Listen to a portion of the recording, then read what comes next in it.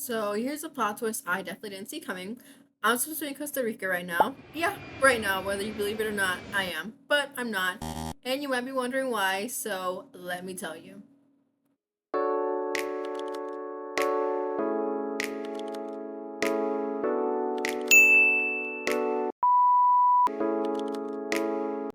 So you may be wondering what happened and why I am instead in my room cleaning.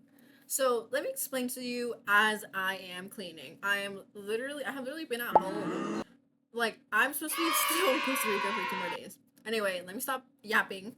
Trip canceled, plans ruined, glow up pics none, Pinterest board for nothing. So apparently, universe decided that I needed something different and that I needed to stay home. Why? I don't know. That's a really good question that I'm still asking myself. So at first, I was actually devastated. Like, I can't even explain how depressed I was because this trip wasn't just something that was like, oh, let me just get away. I had never been out of the country before. I don't want to sound spoiled or bratty, but it was like an escape almost, if that makes sense. So, of course, instead of crying for too long, cried for like a few days, I was like, you know what, let me just make the most out of it if I'm gonna stay home and do nothing else. So I deep cleaned my whole room. So fun.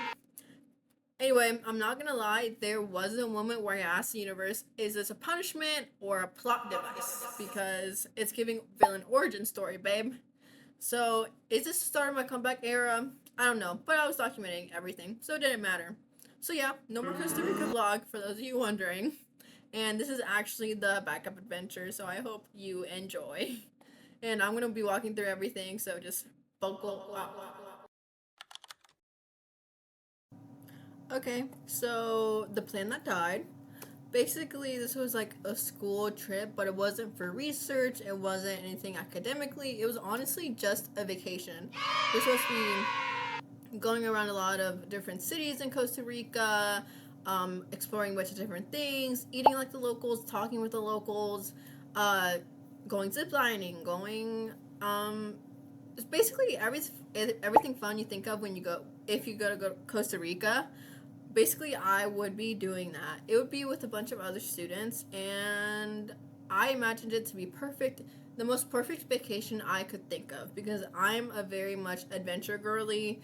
I love to go out and have fun and all that stuff. And my mental state leading up to the trip, I was so excited. Like, you can't even imagine. I was like, I'm finally gonna go out of the country. Like, it's gonna be a bunch of fun. And, I'm so ready. Everything was ready. This was going to be my gateway, my healing trip, literally my romanticized girlhood moment. I literally had all my outfits planned. I had my suitcase packed and everything. This was a few days before I was actually supposed to go out on my flight. Anyway, the main character moment was definitely ready. I was ready. Costa Rica was not. So obviously, like I said, everything was ready, and I had so many like plans, and I was gonna talk to people, meet new people, all that type of stuff. But for it to just end so suddenly, it's just like so devastating almost, because it was so much more than just a trip for me. It was kind of a way for me to get away from everyone and everything and just have fun without thinking about everything I have to be productive about, or upcoming tests, or the upcoming school year, or getting ready for that, or mentally preparing myself to just continue to work harder and eventually burn out. Okay, so this is how I found out and why it happened. So I'm gonna give you my reaction first. I didn't cry immediately. I'm gonna be completely honest. I didn't cry immediately. I actually denied and then dissociated, and then that's when I cried because it started to feel real. I was like, I'm not getting out of here. Like, I'm staying right here where I'm at. Um, so yeah, there was a lot of things going on. That's my dog. Anyway, when I tell you I went through all 5 stages of grief in under 40 minutes, girl, I mean it. I did. Anyway, the reason it happened was because there was a certain form that we just couldn't get filled out. It wasn't because it was anyone's fault in particular. It was just we couldn't meet all the requirements, and it was just a whole like confusion thing. Like, no one understood why, and like it was super last minute, like at least 2 days before I was supposed to leave. So obviously it was super super last minute, and I wasn't really expecting it at all. And for it to happen just like that really impacted how I felt and the way I went through the 5 stages of grief. And like I literally went through them over and over and over again until I actually felt okay, so I'm not going anywhere. Like I'm stuck here, I have nothing else to do. Like what am I gonna do if I'm not going on this trip? Anyway, excuse that moment. That was my dog barking. Anyway, this is me getting ready, and honestly, I felt disappointed above all things because I had been looking to this trip all year. And in the upcoming days, I was so excited. I was so like emotional, and like it felt so relieving to know I'm finally going to take a break, especially because I have been told so often, Like, just take a break. Like, just stop working on what you're working on. like even during this summer, I have literally been working on college applications, researching colleges I'm applying to, studying for the SAT, ACT, all that type of stuff. So like for me to just not have a vacation that really felt like a vacation, just made it feel like I'm not obligated to do anything. That's kind of why I was so upset, because I felt like I'm not going to get a proper break, and instead of actually taking a break and taking a little vacation or whatever, I'm just going to keep working and working and working until I burn myself out before I even go to school. Which is honestly the most upsetting part of all of this, because that is actually what I ended up doing, which I will share in this next part. Anyway, like I said, I did some things that maybe considered productive, but I felt like I really did them in order to escape the way I was actually feeling, and that's kind of still happening today. It's the 17th when I'm voiceovering this, and so obviously I cleaned like you saw, and by cleaned I really mean procrastinated, rearranged everything, and found emotional souvenirs from years ago, and of course had like a whole identity crisis, of course, because you can't have that. You can't not have that. Anyway, there were so many things that I felt like I had to do just to keep myself distracted.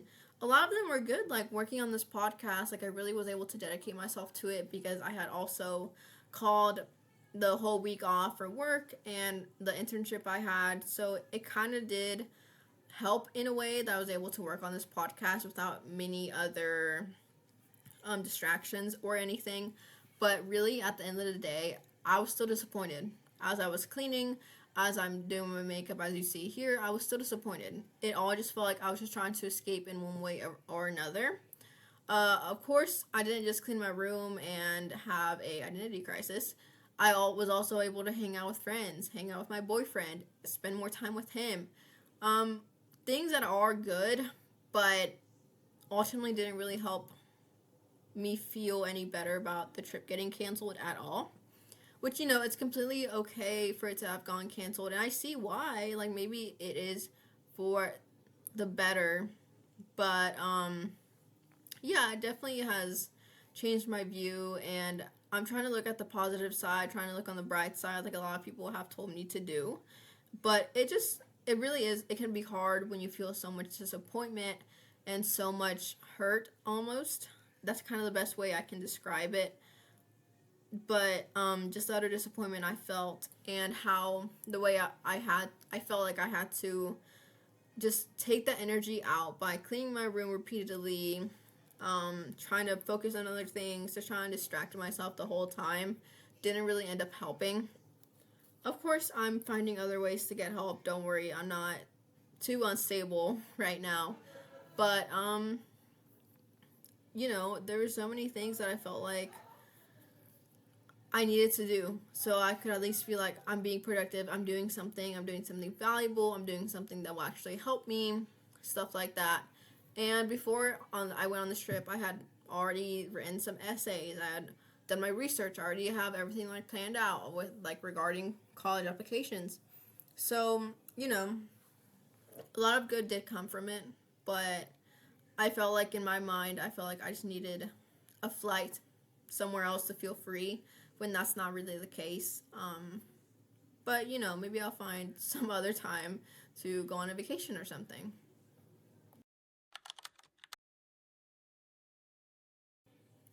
Anyway, this experience definitely taught me a lot about myself. I was really just trying to run away to find peace, but peace is built, not booked, like on some flight or hotel or anything else. The trip definitely didn't happen, obviously, as you can see, but the reset still did. I still felt like a part of me was able to just sit down, reflect, learn, really just have time both by myself and people that I loved. I was able to come closer to a bunch of my friends, talk to them more, focus on some other things like this podcast that are also very meaningful to me. It obviously doesn't lessen any of the disappointment or sadness that I feel, but it does kind of make me feel like I still got something out of it. I'm definitely very grateful to just have been able to stay at home and just work on this podcast. Like I said, work on myself a little bit as well. Definitely get the rest that I needed, the rest I deserved. Because I feel like I haven't really been doing that all of this summer at all. I've been so locked in on just getting stuff done, being productive still, when I really should just be taking the summer to rest. But that kind of almost feels impossible when I'm just stuck here at home, if that makes sense. Um, it obviously, I learned very quickly to stop having such high expectations for things that may not be fully possible. Like, even until like the night before I was supposed to leave, I was like, it might still happen. Like, what if I just go? But obviously, that was not the best decision at all. I learned to just romanticize my own space and take better care of it and be like, I love this space. Like, I've done so much here and I love it. Like, there are no other words to describe it because I've been so productive here. I've had so many good memories even here at home. And at the end of the day, not every chapter is aesthetic, but it's all part of the arc that you have. So obviously, I cleaned my room. I started doing my makeup more and all that type of stuff. So I did end up getting a few things out of it. A lot of things I learned about myself, about how I view things, about everything about that. And maybe this isn't a travel vlog, but it is a story about changing directions without me completely falling apart.